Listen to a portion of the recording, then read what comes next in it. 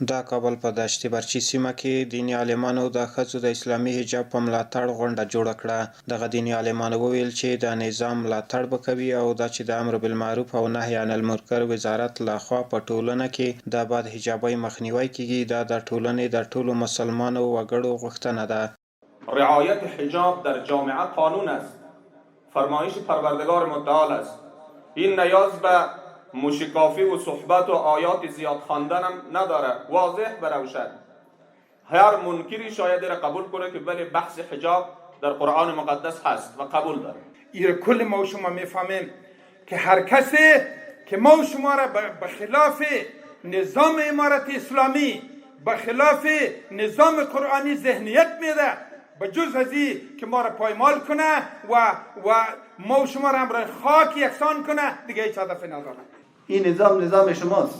کسی که از افغانستان او را فریب به چی میده که ما تو را قبولی میخوایم در لندن، در اروپا، در فرانسه، در هر جایی که است، اینا را وعده به او میده که ما شما را میخوایم در اینجا، شما در این دو بکنید، خود سر شما نظام اسلام تخریب میکنه.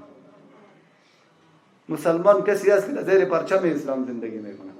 مسلمان کسی است که مطابق اصول اسلام زندگی خود پیش میبره. نظام دا صرف په دغه کارمندانو باندې نظام نشي کېدلی، نظام په دې ملت باندې دا نظام دی، ملت باندې. او بله خبره علماء کرام، زمونږ د علماء کرامو نه څه غوښتنه ده؟ د علماء کرامو نه زمونږ دا غوښتنه د محترم ورونو کې په ټولنه کې علما ډېر لوی رول لري.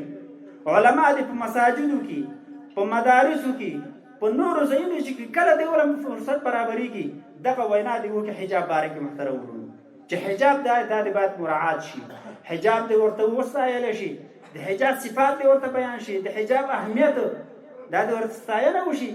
دا یادونه وړ ده چې د امر بالمعروف او نهي عن المنکر وزارت محتسبینو د کابل په دشت برچي سیمه کې د بد حجابۍ د مخنیوي په اړه ځینې فعالیتونه ترسره کړي دي چې د یادې سیمې د دیني عالمانو او ولسونو له هرکلي سره مخ شوي دي. دیني عالمان له خلکو غواړي چې د منفي تبلیغاتو څخه ځانونه وساتي او په ټولنه کې د حجاب او اسلامي اصولو په رعایت کولو کې خپله ایماني دنده ترسره کړي.